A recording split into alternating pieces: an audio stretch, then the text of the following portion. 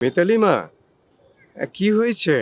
কই বাবা, কিছু তো হয়নি, এমনিই ফোন করলাম। তুমি কেমন আছো বাবা? আমি তো মায়ের আশীর্বাদে ভালোই আছি মা। তোর খবর কি? আমি একদম ঠিক আছি। না, না, তোর তোর গলা শুনে তো সেরকম। হ্যাঁ রে, ও বাড়িতে সব ঠিক আছে তো? কোনো অশান্তি টশান্তি হয়নি তো?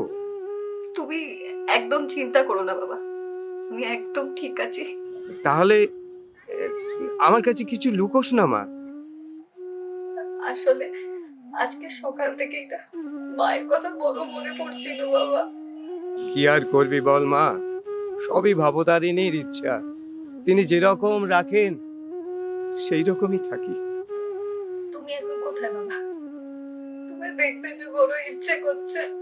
মা, আমি তো আজকে পুজোয় যাচ্ছি মা। এখন তো আমি তোর কাছে যেতে পারবো না।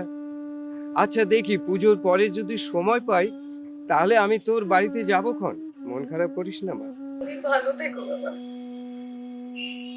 রাখি।